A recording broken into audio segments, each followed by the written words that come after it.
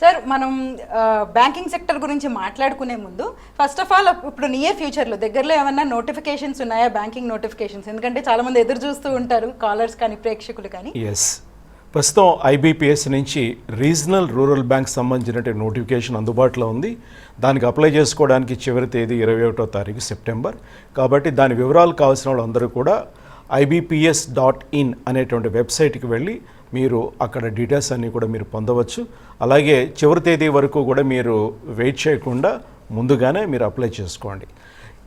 ఇలాగే బ్యాంకులతో పాటు మనకి లైఫ్ ఇన్సూరెన్స్ కార్పొరేషన్ అంటే ఎల్ఐసి నుంచి కూడా మనకి అసిస్టెంట్ అడ్మినిస్ట్రేటివ్ ఆఫీసర్ పోస్టులకి నోటిఫికేషన్ వచ్చింది.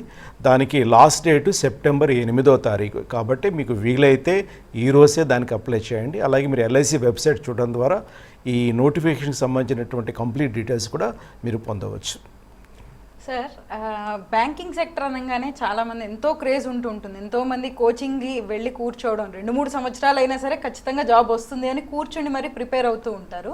మరి అసలు అంటే కొత్తగా చూసే వాళ్ళకి లేకపోతే బ్యాంకింగ్ గురించి తెలుసుకునే వాళ్ళకి అసలు బ్యాంకింగ్ వైపు అడుగులు వేయాలంటే ఎప్పటి నుంచి ప్రిపేర్ అవ్వాలి, ఎలా స్టార్ట్ చేయాలి, వేర్ టు స్టార్ట్? అసలు సాధారణంగా ఇప్పుడు మనం ఒక ట్రెండ్ చూస్తే డిగ్రీ అయిపోయిన తర్వాత, డిగ్రీ అంటే మనం ఇప్పుడు ఇంజనీరింగ్ అని అనుకోవాలి. ఎందుకంటే దాదాపు 80% డిగ్రీ చేసిన వాళ్ళందరూ కూడా ఇంజనీర్సే ఉన్నారు. డిగ్రీ అయిపోయిన తర్వాత ఏమీ చేయలేక ఏవి రాక అప్పుడు ప్రిపరేషన్ అనేది మొదలుపెట్టడం, దానివల్ల వాళ్ళకి 2 సంవత్సరాలు 3 సంవత్సరాలు పట్టడం అనేది చాలా సర్వసాధారణమైన విషయం.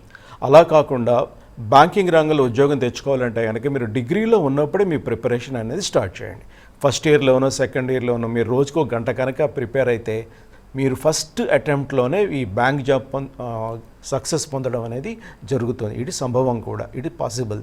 కాబట్టి మీరు డిగ్రీ అయిపోయేదాకా వెయిట్ చేయకుండా డిగ్రీ చదువుతున్నప్పుడే ప్యారలల్గా రోజుకో గంట చదువుకుంటే సరిపోతుంది.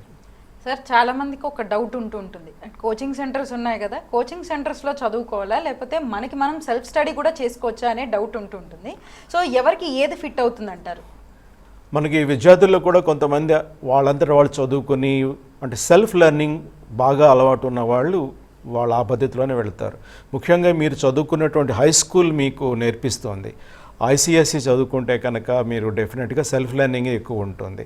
అలాగే సిబిఎస్ఈ, స్టేట్ సిలబస్, వాటి యొక్క ప్రభావం కూడా మీరు నేర్చుకునే పద్ధతి మీద ఎంతోగానో ఉంటుంది. అది మీకు తెలియపోయిన టీచర్లు మాకు మాత్రం సరిగ్గా తెలుస్తూ ఉంటుంది. సో మీకు సెల్ఫ్ లెర్నింగ్ ఉంటే కనుక డెఫినెట్గా మీరు డిగ్రీ మొదట్లోంచే మీరు ప్రిపేర్ అవ్వండి, సరిపోతుంది. ఖచ్చితంగా కోచింగ్ తీసుకుంటేనే మీకు ఉద్యోగం వస్తుంది అనేటువంటి నిబంధన ఏమీ లేదు. అలాంటి కండిషన్ కూడా ఏం లేదు.